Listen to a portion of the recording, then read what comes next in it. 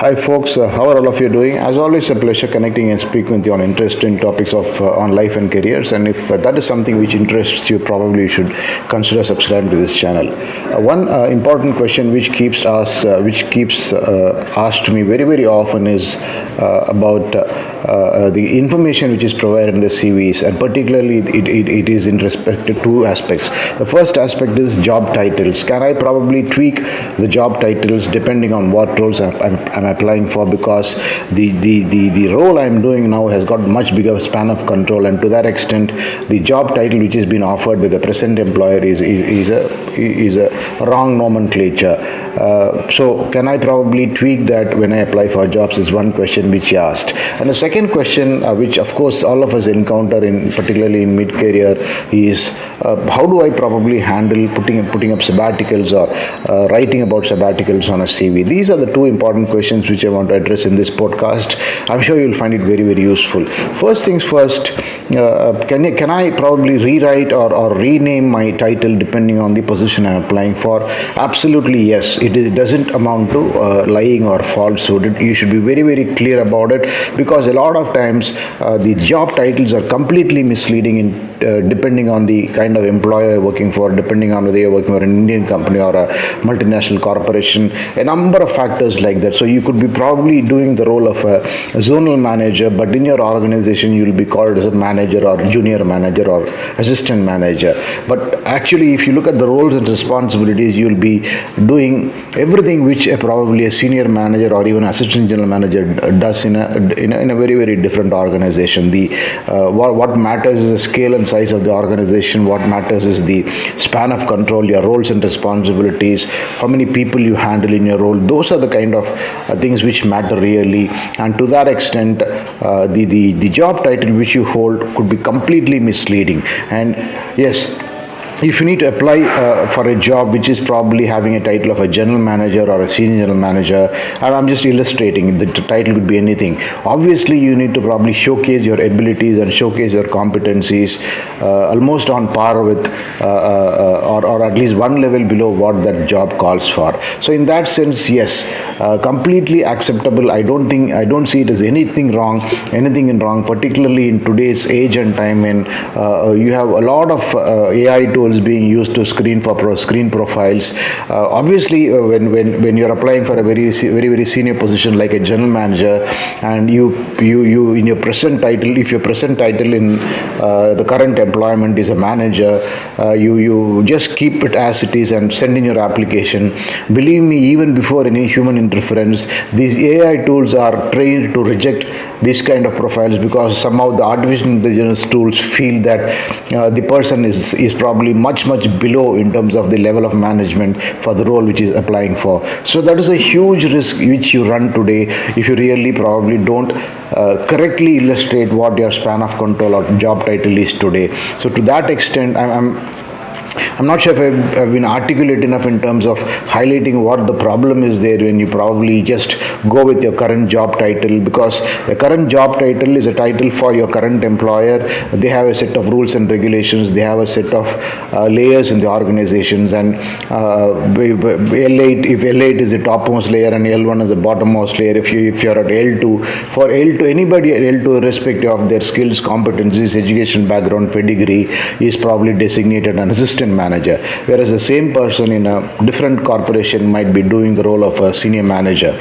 So these are the kind of pitfalls which are there when you apply for jobs, particularly in today's situation where a lot of these ATS tools, artificial intelligence tools, are parsing tools, or are first going to screen your resume before you send in your when you send in your application for a job. And believe me, if there are 100 applications for any job, the ATS or the screening AI tools automatically reject all those profiles which actually are a misfit in terms of present titles. They are fed with data saying that, okay, if they're going to hire for a general manager, and if they are clearly fed with data saying that don't look at anybody who is below a senior manager or assistant general manager. So if that is not the title which you have in your present CV, irrespective of whatever is the skills and competencies, irrespective of your span of control, irrespective of even your compensation levels, these tools are blindly going to reject your CV. So to that extent, I repeat, there is absolutely nothing wrong in probably representing your title, your span of control in a right proper way, and then applying for whenever you apply for a job. So depending on what is the job applying for, depending on what is the level you're applying for, you need to probably tweak your present title and present role depending on parity with the new organization. That is very, very important.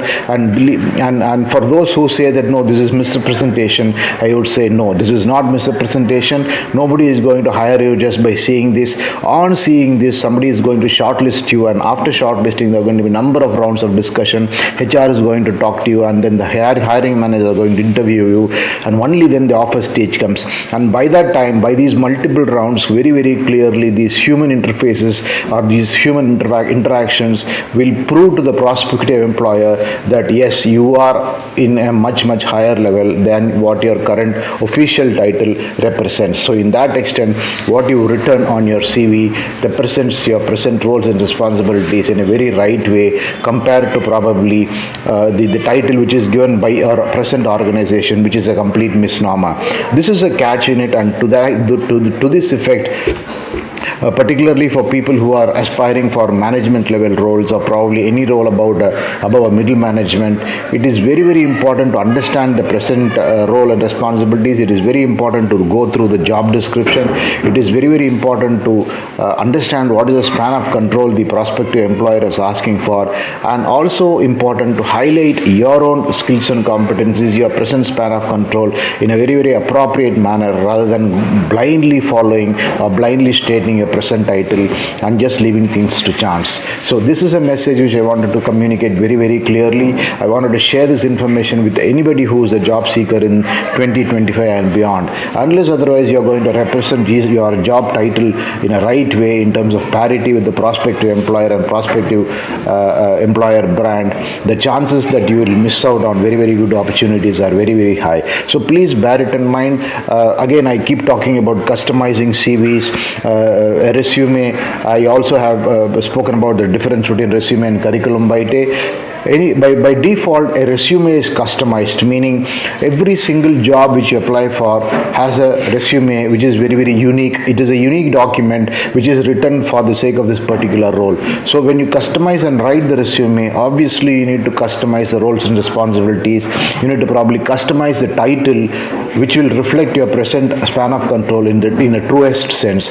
And only on that basis are you going to be interviewed, and are you going to be taken through the other hiring processes for any prospective application or prospective employer. So keep this in mind.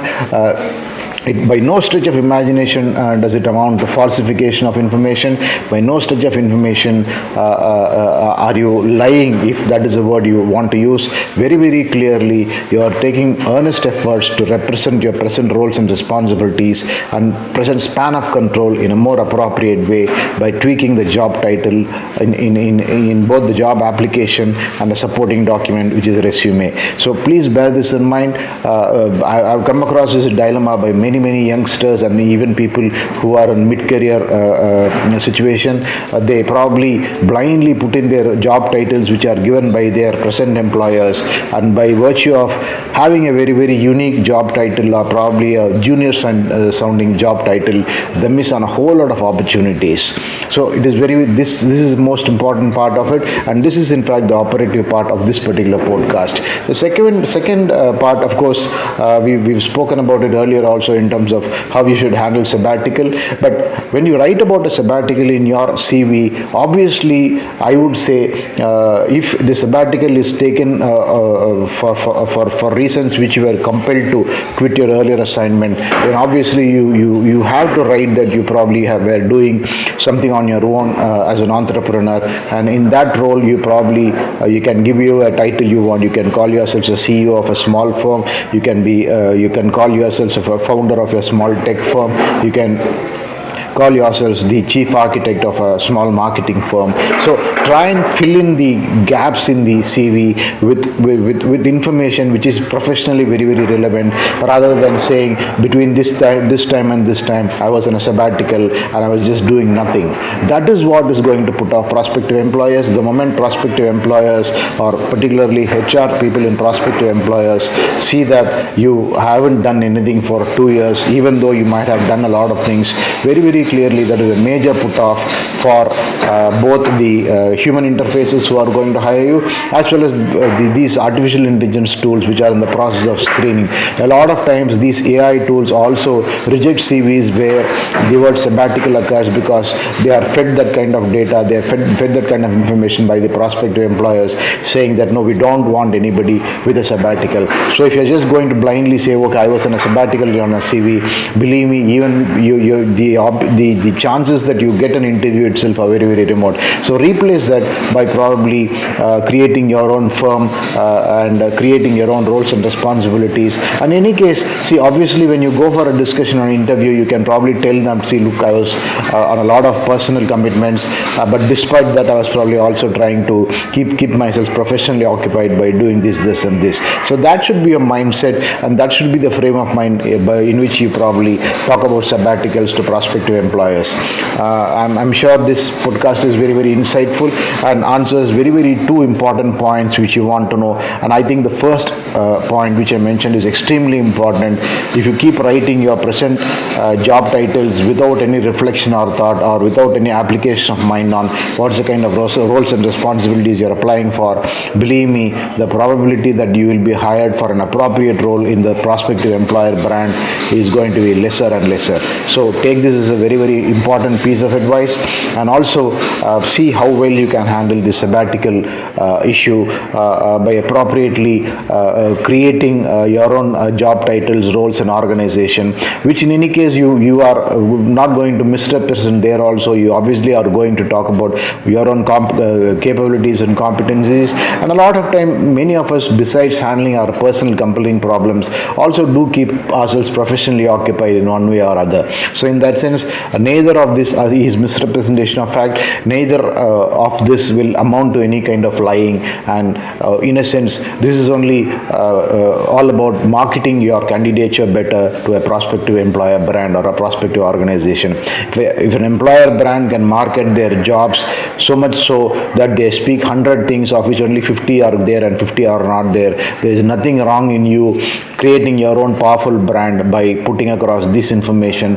which in any case is not misrepresentation, but very, very clearly tweaking information based on the customized needs. I'm sure you found this very, very useful, and if you found it so, please feel free to share it with friends and peers and through WhatsApp groups, etc. I'll see you soon in another interesting podcast. Thank you. As I said in the beginning, consider subscribing to this channel, and if you found this useful, please like this video and also hit the notifications button.